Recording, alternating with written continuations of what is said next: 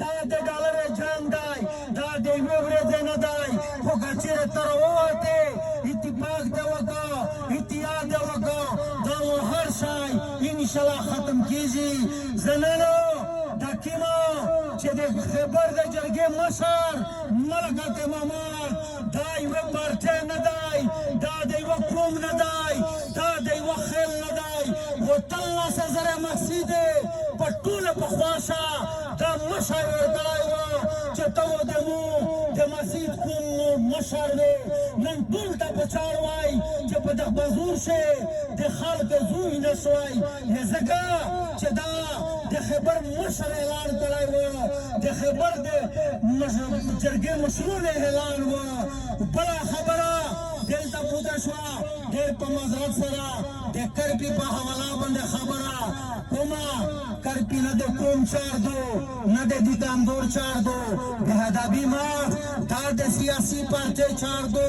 چې سیاسي پارټۍ لیډرشپ راوځي د ده لیډرشپ روشي د مکین کاروباري په کیسه پوی کو او مقصد چې قوم په کیسه پوی کو دغه کا در نقشنوي کا روډ بند کوي چې دا یې لیډینګ نه وکړو دا یې ورته مخکې نه شي یغه پرې و دا کرپي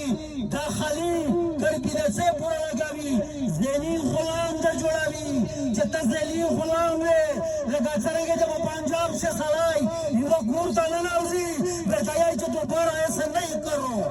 دوباره دا ته داسې خالي کومه په خدای قسم دی چې د ایمان وږې په دا پزه دا شي لګی وکړو نو دې ځي یغه پرې دې نه پرېږدي نو دا سیاسي خلک په چار دو چې باز روچګېږي دریم لسه باز روچګېږي چې دې سره کښېني دې حکوم ته یوه لار وښایي چې د دغه کرپي څوک لګوي کرپي ډیسي لګوي ځکه چې یې چې موږ ته آرډر وشه دا آرډر درته وشه چې دا خلک وژنه ته مې بیا وژنه دلته پولیس چې ووینې ګنې پارچې پلوشه وي یا چې موږ ته ډیسي لیټر کړی دی نو د دغه خلکې دغه ذمهور د هدابي مات ټوله سیاسي پارټۍ دي دا ټول ډېر خلک لري دا څوک لس خلک لري پوته دی کوم در سره دی او د سیاسي پارټیوله کوم د په څټ ویلوړ دی خو مخته شه د کرپي په حواله ته یو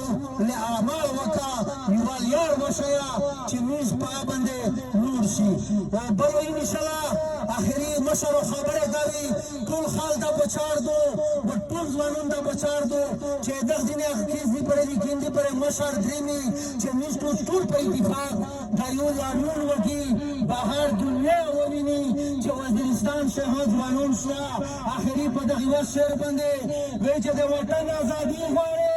سر سلامت غواړې د وطن ازادي غواړې سر سلامت غواړې سلامه خو نه دي شوی مهرباني